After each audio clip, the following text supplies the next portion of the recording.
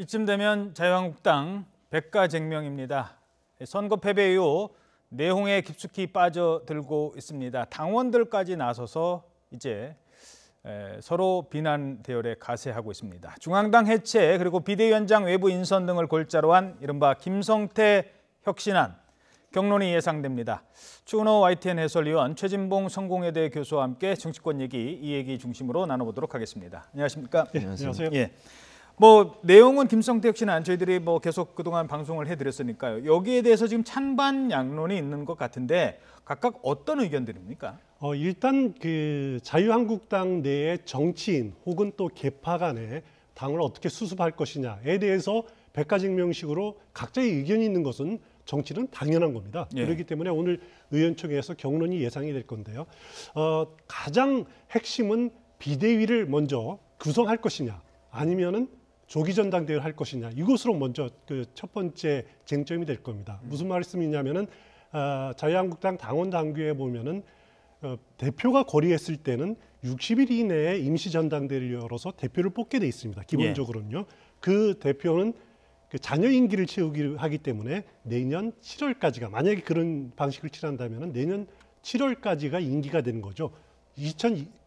다음 총선에서는 공천권이 없는 대표가 됩니다. 예. 하지만은 김성태 권한 대행이죠. 그 주장한 대로 비대위, 혁신 비대위를 구성한다면은 당분간은 당의 혁신을 주도하고 그리고 언젠지 모르겠지만은 한참 뒤에 새로 전당대회를 열어서 새로운 대표를 뽑게 되는 거죠. 그러면 임기가 새로 시작됩니다. 아하. 그 대표가 2년 공천권을 가지게 되기 때문에 그렇죠. 그 기간 전당대회 여는 몇 달 동안은 비대위가 혁신을 해서 보수가 다시 신임을 받는 과정을 겪자라고 하는 겁니다. 그 두 가지를 놓고 기본적으로 일단 가장 의원들 간의 의견이 좀 엇갈리고 있는 것 같고요. 그 다음에는 이제 중앙당 해체에 준한다라는 것도 어떻게 보면은 원내정당, 정책정당 한다라는 그런 측면도 있지만은 당대표 중앙당의 권한을 적게 줄인다라는 것은 결국은 대표의 공천권을 축소시킨다라는 거죠. 그렇죠. 그런 부분에 대해서 지금 과연 이 권한 대행이 이런 것을 주도하는 것이 가이드라인처럼 이렇게 제시하는 게 올바른 것이냐라는 것에 대한 의원들의 반감들 그런 것들이 지금 작용하고 있는 것 같습니다. 그래서 일부에서는 결국 이번 일을 계기로 김성태 원내대표의 정치적 입지만 높이려 하는 것 아니냐는 비난이 있는 것도 사실입니다. 자, 어찌됐든 지금 의원총회가 열리고 있는데 오늘 의총이 이 계파 갈등에 좀 분수령이 될 것 같다는 전망이 있습니다. 그렇습니다. 아무래도 의총에서 어떤 경우가 나오느냐가 분수령이 될 수 있다고 보여지고요. 그러니까 폐쇄 신안을 받아들이느냐, 받아들이지 않느냐가 결국은 논란이 될 수 있을 것 같은데 격론이 예상됩니다. 지금 친박계를 중심으로 해서 또 소위 복당파하고 지금 전면 충돌하는 양상을 보여주고 있지 않습니까? 지금 추 의원님 말씀하신 것처럼 기본적으로 임시 전당대회를 할 거냐, 아니면 전당대회를 해서 새로운 대표를 뽑을 거냐, 아니면 비대위를 만들어 가지고 당의 쇄신을 먼저 할 거냐 하는 문제가 부딪혀질 수밖에 없는 것이고, 이런 부딪힘의 가장 근저에는 저는 불신이라고 봐요. 서로가 서로에게 믿지 못하는 거죠.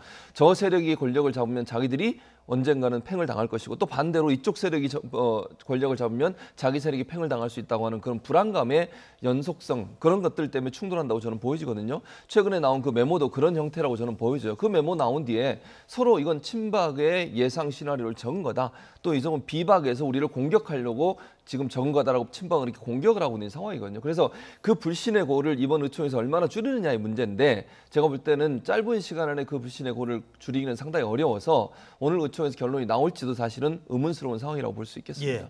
지금 보신 저 메모는 잠시 뒤에 다시 얘기를 하도록 하고요. 지금 이제 외부 인사를 영입해서 비대위원장으로 앉히고 그리고 나서 장을 개혁하겠다라고 하는데, 일단 외부 인사들 누가 거론되고 있습니까? 일단 만약에 혁신 비대위원회를 구성하게 된다면은 이제 위원장으로는 그동안에 김병준 국민대 교수라든가 아니면은 황교안 전 총리 대통령 권한대행이죠. 그리고 또 아니면은 이제 과거 국회의장을 지냈던 박관용 전 의장이라든가 김형호 아니면 정의화 의장, 다양한 여러분들이 거론되고 있는 것은 사실입니다. 예. 하지만은 아직까지 거기까지는 진행이 되지는 않은 것 같고요. 먼저 외부 인사를 했으면 좋겠다라고 하는 김성태 원내대표의 의견이 의원총회에서 받아들여지느냐, 이 부분도 아직은 기본적으로는 정리가 되지는 않은 상황인 것 같습니다. 예. 자, 그런데 이게 지금 상황에서 외부 인사가 쉽게 비대위원장으로 올 수 있을까요? 그 전에 뭐 혁신이 만들고 비대위 만들었지만 실패했지 않습니까? 실패한 적이 많았죠, 대부분. 그리고 이제 이번에는 사실 카리스마도 있어야 돼요. 무슨 말이냐면 당내에 어느 정도 의원들을 추스리면서 강력하게 쇄신을 해야 되는 상황이거든요. 그리고 이번에 들어와 제대로 쇄신 못하면 안 하니만 못한 꼴이 될 수밖에 없는 거거든요. 예. 그러니까 대부분의 사람들이 고사를 하고 있는 것으로 알려지고 있어요. 몇몇 접촉을 했고 김성태 원내대표는 그런 얘기를 했잖아요. 40, 50대 이 정도를 얘기를 했는데 그럼 과연 40, 50대에서 정말 당의 사정도 잘 알면서 당 의원들을 추스릴 수 있을 만큼의 카리스마를 갖고 있는 분이 있을까 하는 부분에 의문이 많거든요. 그러다 보니까 결국은 지금 추 의원님 말씀하신 것처럼 이제 예전에 있었던 분들 또 연세가 좀 있으시고 원로급에 속하신 분들이 지금 물망이 오르고 있는데 그럼 이제 국민적 입장에서 보면 자유한국당이 그러면 다시 되돌아가는 거 아닌가 하는 의문을 갖지 않겠습니까? 예. 그러니까 자유한국당이 오래 있었거나 새누리당, 한나라당이 오랫동안 있었던 분들이 다시 쇄신하겠다고 나왔을 때 과연 그럼 쇄신이 될 수 있을까 하는 부분에 의문이 생겨서 상당한 딜레마에 빠져 있다고 보여지고요. 다만 이 두 가지를 충족시킬 수 있는 사람을 찾기 어려운 상황인 건 분명한 것 같고 누구나 선뜻 나서서 지금 침몰에 있는 이 당을 다시 건져내기 위해서 구원투수 역할을 하려고 하는 그런 자세를 갖는 분이 별로 없다는 것이 사실은 자유한국당의 상당한 문제라고 보여집니다. 예. 마땅한 인물은 없고 그렇다고 내 머리를 내가 뭐 지금 자를 수는 없는 거고. 그렇습니다. 이런 가운데 서청원 의원이 어제 탈당을 했습니다. 저희들 어제 속보로도 전해드렸습니다만은 서청원 의원의 탈당 뭐 이유는 본인이 내세운 거고 그 밑에 배경 떠날 수밖에 없었던 배경은 어디에 있는 겁니까? 일단 여러 가지로 생각해 볼 수 있습니다. 어제 서청원 의원의 탈당을 보면은 뭐 정계 은퇴를 한다는 것도 아니었고 그렇다고 국회의원직을 사퇴한다 아니면은 다음 총선에 불출마하겠다라고 이렇게 명시적으로 밝히지는 않았습니다만은 그래도 이렇게 행가를 읽어보면은 적어도 21대 총선에 불출마하겠다라는 그런 생각은 가지고 있지 않느냐라고 저는 개인적으로 읽었는데요. 예. 일단은 비대위가 만약에 가동이 된다라면은 비대위가 할 가장 큰 일은 인적 쇄신이 될 수밖에 없을 겁니다. 인적 쇄신하면은 그래도 이렇게 자유한국당이 패배하게 된 그 큰 원인 중에 가장 큰 원인이 친박 체제를 과거 혁신이나 아니면 홍준표 대표도 제대로 청산하지 못했다라는 그런 한계가 있지 않았습니까? 그래서 제일 그 타깃이 될 사람이 친박 좌장이라는 서청원 의원이 되는 것은 불가피하죠. 그런 것들에 대한 본인이 공격의 일선에 되는 것을 좀 막기 위해서 먼저 피하고 보자라고 하는 그런 측면이 상당히 또 강한 것 같고요. 예. 또 일각에서는 뭐 국회의장의 본인의 자신의 꿈인 국회의장이 사실상 불가능한 상황에서 더 이상 자유한국당에 있을 필요가 없지 않느냐라고 하는 분석도 있는 것 같은데 그런 마음도 조금은 있을 겁니다. 국회의장 하려면 다음에 국회의원 한 번 더 돼. 아니요, 그러니까 하반기 국회의장에 예. 혹시 보궐선거에서 자유한국당 의원들이 많이 당선이 됐으면은 가능성이 있지 않았을까라고 하는 기대감이 있지 않았을까라고 했었는데 그것보다는 오히려 인적 쇄신을 피하겠다라고 하는 마음이 가장 크지 않을까라는 생각이 듭니다. 예. 자, 어찌됐든 친박계 마티형이 떠났습니다. 다른 친박계 움직임에도 영향을 미칠까요? 어떻게 보십니까? 저는 좀 제한적이라고 보는데요. 물론 이제 쇄신을 어떻게 하느냐의 문제라고 봅니다. 오늘 의총에서 어떤 경우가 나오느냐가 그것도 기로가 될 거라고 보이는데 만약 김성태 쇄신안이 받아들여져서 혁신 비대위가 만약 꾸려지게 된다고 하면 친박계 청사는 중요한 이슈가 될 수밖에 없다고 저는 봅니다. 그러니까 서청원 의원도 그런 부분들을 일정 부분 읽었다고 보고요. 예. 이게 사실 저는 개인적으로 정치적으로 보면 늦었어요. 그러니까 박근혜 전 대통령 탄핵 시기부터 친박계가 문제가 있다고 계속 논란이 되어왔던 거 아니겠습니까? 자유한국당이 이렇게 지방선거에서 패배했던 중요한 원인 중에 하나도 친박 청산을 못하고 박근혜 전 대통령의 탄핵에 중요한 역할을 했던 사람들이 그대로 당에 남아있는 상태에서 당의 색깔이 어떻게 바뀌었다고 얘기할 수 있겠습니까? 그것 때문에 국민의 신뢰를 잃어버렸다고 저는 생각이 드는데 예. 그때도 안 하고 있다가 이제 2년이나 버티고 있다가 이제 나가는 것은 사실은 마지못해 나간다고 저는 봐요. 그러니까 서청원 의원이 정말 뭔가 선제적으로 책임감을 느껴서 나간다기보다 지금 상황에서 물러나지 않으면 나갈 곳이 이제 더 이상 설 곳도 없어요. 제가 볼 때는. 그리고 혁신 비대위가 생기게 되면 친박 청사는 가장 우선순위로 다룰 수밖에 없는 문제고 그게 당의 쇄신에 가장 중요한 어떤 이미지를 만드는 요소가 될 수 있기 때문에 저는 서청원 의원은 그런 점에서는 먼저 나갔다고 저는 보고 그러면 당에 만약에 혁신 비대위가 생겨가지고 전당대회를 하지 않고 그 방향으로 가게 된다고 하면 당연히 친박들은 이선 후퇴를 하거나 아니면 당을 탈당할 가능성은 높다고 보여집니다. 탈당 가능성까지 생각을 하셨습니다. 자, 이런 가운데 한국당 계파 갈등과 관련해서 최근에 한 초선 의원의 휴대전화 메모가 포착이 돼서 논란이 됐죠. 저희들이 어제 분석을 해드렸습니다만 여기에 대해서 김성태 대표 권한대행이 계파 갈등에 단호히 대처하겠다. 그러니까 그런 문장이 나왔다는 것 자체에 대해서 상당히 불쾌감을 드러냈습니다. 발언 들어보시죠. 박성중 의원 메모 관련해서 한 말씀. 적절치 못한 행동이었습니다. 계파 활동이나 또 분열을 책동하는 행동에 대해서는 앞으로 단호히 대처하고 앞으로 당을 분열시키고 갈등을 조장하는 행위들에 대해서는 반드시 책임이 뒤따를 수밖에 없다는 걸 분명히 밝히고. 예. 그러니까 뭐 목을 친다 이런 과격한 표현에 나온 것에 대해서는 상당히 좀 단호한 태도를 보였지만 결국 혁신이라는 게 쇄신이라는 게 내사를 도려내야 되는 때가 나오는 거고 그렇죠. 나는 내사를 도려낸다고 생각하지만 도려내는 사람 입장에서는 나만 밀려난다고 생각할 수 있기 때문에 목을 친다는 표현은 누군가는 할 수 있는 표현이고 이런 일이 발생할 수 있는 거 아니겠습니까? 그렇습니다. 결국 그 자유한국당의 혁신의 방향은 두 가지입니다. 하나는 인물, 사람을 뉴페이스, 그 구인물, 구시대 인물을 청산을 하고 새로운 인물을 어느 정도 유능한 새로운 인물을 내세울 수 있느냐라는 거. 그리고 두 번째가 정체성 혹은 노선의 문제라고 할 수 있는데 그래도 이제 의원들 개개인으로서 보면은 인적 청산이라든가 아니면 그 문제가 가장 그 아주 본인한테는 본인의 문제이기 때문에 가장 치열하게 와닿을 문제일 것 같습니다. 하지만 자유한국당의 가장 큰 문제는 박근혜 전 대통령 탄핵에서부터 대선 패배에 이르기까지 아무도 책임을 지는 사람이 없었다라는 거죠. 예. 그동안에 정계 은퇴를 선언한 분도 없었고 지금 이제 조금씩 그 뭐 불출마 선언이라든가 탈당이 나오긴 하지만은 뚜렷하게 누구 하나 책임지는 사람이 없었다. 그것이 계파 간의 지금 갈등으로 계속 이어지고 있는 상황이기 때문에 이런 것들은 앞으로 자유한국당이 새로운 보수 정당으로 나르기 위해서는 반드시 극복하고 처리돼야 될 과제가 아닌가, 핵심 과제가 아닌가라는 생각이 됩니다. 계파 간의 전면전이 펼쳐질까요? 어떻게 보십니까? 그거는 뭐 그럴 가능성은 있는데요. 아까도 말씀드렸지만 이게 이제 의총에서 어떤 경우가 나오냐를 일단 두고 봐야 된다고 생각이 들고요.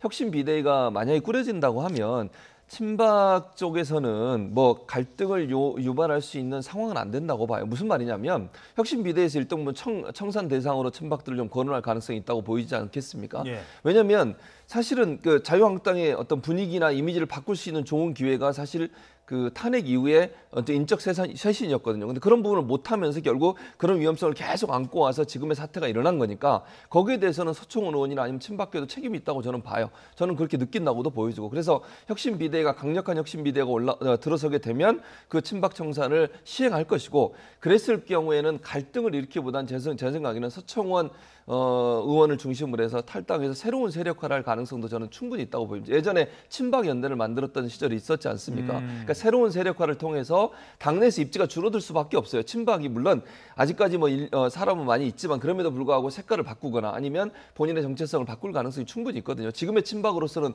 도저히 지금의 정치 상황에서 살아남을 수 없기 때문에 소수로 머무를 가능성이 있고 그런 분들은 나와서 다른 어떤 모색을 할 가능성이 있지 않나 이런 생각이 듭니다. 예. 근데 이게 뭐 총선이 바로 눈앞에 둔 상황이라면 당을 떠나서 새 당을 만들어서 내가 다시 출마를 하겠다 뭐 이런 얘기를 나올 때지만 총선도 멀리 있기 때문에 내가 지금 나갈 이유가 없다. 아직 지금 엄동설안인데 물론 지금은 여름입니다만 엄동설안에 나 혼자 나가서 바깥에서 뭘 하겠느냐라고 생각하는 분들이 많기 때문에 너가 먼저 나가라. 죄송합니다. 이런 표현. 당신이 먼저 나가시오라는 얘기가 또 나올 것 같다는 겁니다. 자, 다른 정당으로 가보도록 하죠. 바른미래당. 자, 워크숍이 끝났어요. 1박 2일 정체성이 무엇이냐를 계속 논란을 했는데 어떤 식으로 얘기가 나왔습니까? 바른미래당의 지금 현재 정강 정책을 보면은 진보, 보수 이런 표현이 안 들어가 있습니다. 지난 그 당 창당 과정에서 두 당이 합당하면서 아주 애매모호하게 그냥 논란의 소지를 피하기 위해서 다 삭제를 해버렸거든요.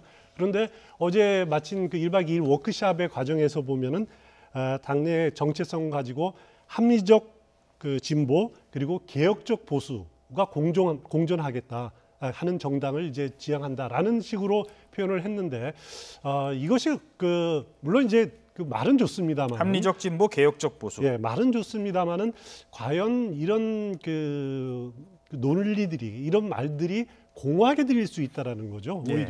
오히려 그 바른미래당으로서는 지난 지방선거 과정에서 다당제에 대한 국민들의 심판, 평가가 내려졌다라는 부분들에 대한 뼈저린 성찰이 먼저 필요하지 않느냐라는 생각이 듭니다. 그래서 과연 제3의 정당에 어느 정도 생존 가능할 건지 그 부분들을 지금 고민을 좀 더 해야 될 거고, 앞으로 그 연말 혹은 내년 초에 이뤄질 정계 개편 과정에서 자칫 잘못하다가 바른미래당의 그 족이 쪼개지는 그런 가능성도 지금으로서는 충분히 엿보입니다. 예. 뭐 합리적 진보, 개혁적 보수 이 뭐 내용이 좀 어렵기 때문에 오늘 이 얘기는 하기 좀 어려울 것 같고요. 더 구체적으로 얘기하면 결국 안철수 전 대표의 정계 은퇴냐 아니냐가 가장 먼저 풀어야 될 숙제일 것 같고, 미국 갔다 오면 아마 거기에 대해 입장을 밝힐 것 같은데 어떻게 전망하십니까? 여기서는 상당히 의견이 충돌되는 부분이 있어요. 바른미래당 일부 의원들 같은 경우 또 일부 인사들 같은 경우에는 안철수 대표가 패배를 했지만, 그러면 전 대표가 패배를 했지만 그럼에도 불구하고 안철수 전 대표는 당에 있어야 된다. 왜냐면요, 바른미래당이 출범할 때 유승민, 안철수 두 사람의 이미지 갖고 출범한 거 아니겠습니까? 예. 그리고 그 두 분을 빼고 나면 사실 실제적으로 지지를 얻기가 상당히 어려운 상황이에요. 그러니까 현실론적으로 보면 안철수 전 대표와 유승민 대표, 전 대표 두 사람이 있는 것이 바른미래당이 그래도 뭔가 국민적 지지를 얻을 수 있는 동인이 된다라고 판단하는 그런 분들이 있어요, 일부가. 그렇죠. 또 일부에서는 이제는 다 됐다. 더 이상 같이 있는 것도 별 의미가 없을 거라고 판단하는 분도 있고, 이러다 보니까 충돌이 네. 될 수밖에 없는 거 아니겠습니까? 그렇죠. 그러니까 당의 미래를 보면 그래도 간판인 안철수, 유승민은 대권 주다까지 했고, 아직도 물론 패배는 했지만 아직까지도 그래도 의미가 있다. 그러니까 국민들의 이미지를 볼 때는 그런 차원에서는 있어야 된다고 주장하는 세력과, 그렇지 않고 패배하고 더 이상 이제는 정치인으로서의 삶은 끝났다고 보는 그런 세력들이 있어서 이 두 세력 간에 지금 충돌되고 있는 모습으로 보여지거든요. 근데 문제는 그러면 포스트 안철수나 포스트 유승민 그 이후에 누가 과연 바른미래당을 이끌어갈 수 있을까? 여기에 또 문제가 있는 겁니다. 지금 손학규 전 이제 선대 본부장이죠. 그분이 나설 가능성이 저는 있다고 보여지거든요. 그래서 그분이 지난번에 마지막 선거 끝나고 나서 그런 말을 했어요. 바른미래당을 중심으로 중도 개혁적인 정당이 하나로 뭉쳐야 된다. 이런 얘기를 한 것은 어찌 보면 자유한국당까지 겨냥한 발언이라고 저는 보여져서 제3의 어떤 새로운 어떤 당을 창당하는 그런 큰 그림까지도 그리고 있지 않나 하는 생각이 들어서 이제 손학규 지난번 선대 본부장의 어떤 행보 이런 부분도 함께 지켜봐야 될 대목이라고 생각이 됩니다. 예, 알겠습니다. 자, 이번에는 여당 얘기를 해보도록 하죠. 이 지방선거 끝나니까 또 등장하는 인물이 있습니다. 언론에 슬슬 이름이 또 오르내리고 있습니다. 이른바 삼철이라고 하죠. 전해철, 양정철, 이호철.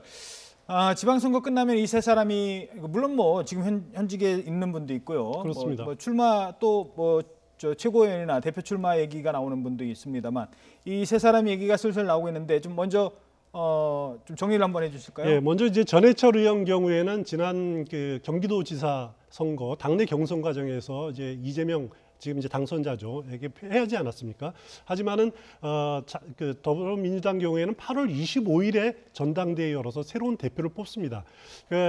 전해철 의원 경우에는 대표적인 친문 직계라고 이렇게 분류가 되는데, 그래서 혹시 대표 당권에 도전하는 것 아니냐라는 분석도 나오고 있는데요. 물론 친문계에서 아직 교통정리가 되지 않은 것은 사실입니다. 그래서 예. 뭐 친문계 내에서도 이해찬 의원이라든가 아니면은 김진표 의원 그리고 또 최재성 의원 다양한 의원들이 나오기 때문에 먼저 친문계 내에서 정리가 안 됐기 때문에 본인은 대표 출마의 뜻을 갖고 있는 것은 사실인 것 같은데 아직 교통정리는 되지 않았다라고 말씀드릴 수가 있고요.